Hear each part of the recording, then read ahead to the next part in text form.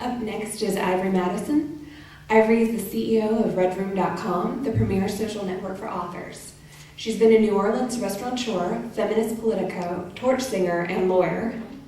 Her graphic novel, Huntress, Year One, was published by DC Comics. Please welcome Ivory.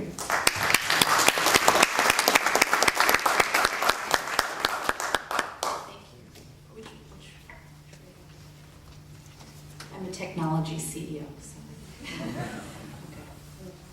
Okay, great. So we just heard some incredibly fascinating stories about all of our cultural heritage.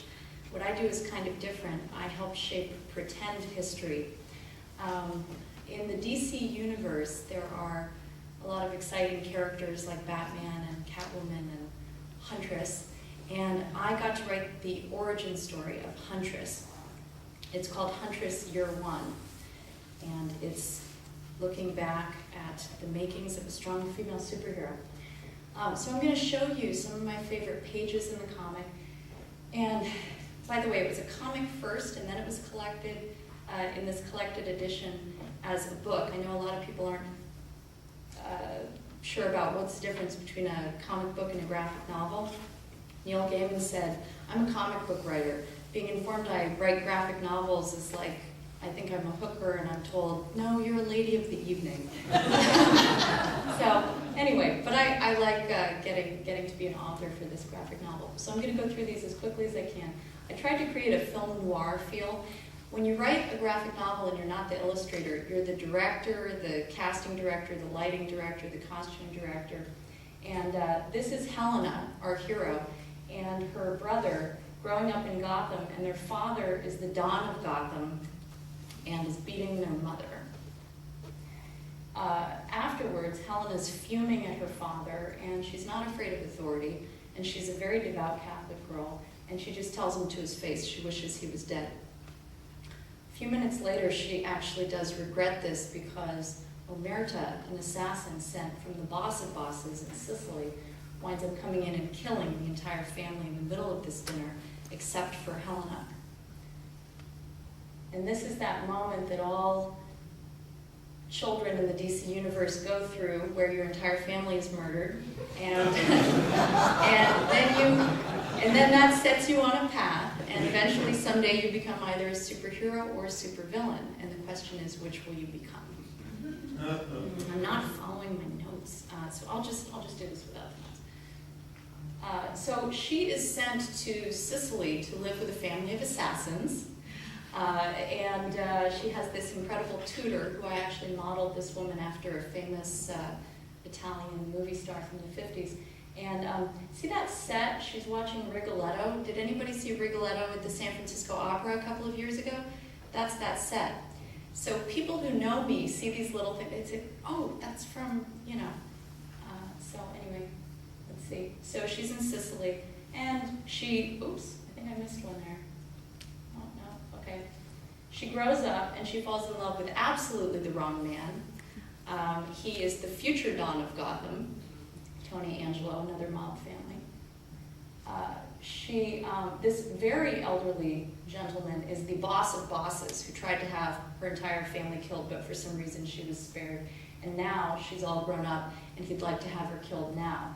And his second in command, a man whose nickname is the Pope, he's not the Pope, but he's, anyway. Does anyone recognize, the photo reference I provided for that was John Forsyth during his dynasty years? Anyway, okay. So anyway, and there's some fun mafia talk here. Misogyny, hilarious.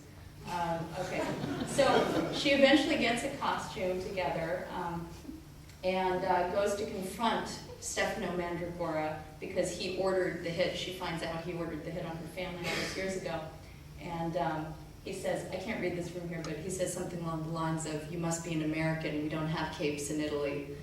And can you read the dialogue from the audio? No? Oh, that's too bad. Okay. And so anyway, but she actually has been raised in Italy, but that is an American phenomenon. So then he signals to his goons to come in, and he throws a knife at her, and she catches it in midair, and then which I'm able to do, so that's realistic. You can do that. winds up having to go to Gotham because after she takes care of him, there's still the matter of the man who pulled the trigger, Omerta, and he is in Gotham. So she starts to encounter all the Gotham characters. She vowed she'd never go back, but here she is. And Catwoman is basically telling her, I'll help you out, but you have to remain independent. That's what I want. I don't want you to work for me or the Bat.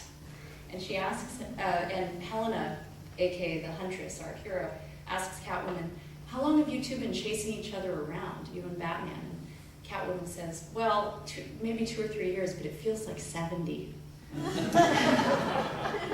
Catwoman also says, I know smoking ages you, but I'm only 29, darling. And see, in Gotham, nobody ever gets older than 29. I think that's why I like it there. Inauspiciously, she beats up Bruce Wayne immediately, thinking he's in bed with the mob. He was actually trying to set up the mob, and he's having a mob wedding at Wayne Manor, and she says, oh, I'm really afraid of you. What are you going to do, beat me at golf? And he says, yes, I think I could. Also at dressing for a wedding. Anyway, so she winds up reenacting, not meaning to, but reenacting her childhood trauma with Omerta coming in into the old house that's now abandoned and boarded up where the scene happened in her childhood. And this is the cover of the book, and that is the beginning of the story of the Huntress. Thank you.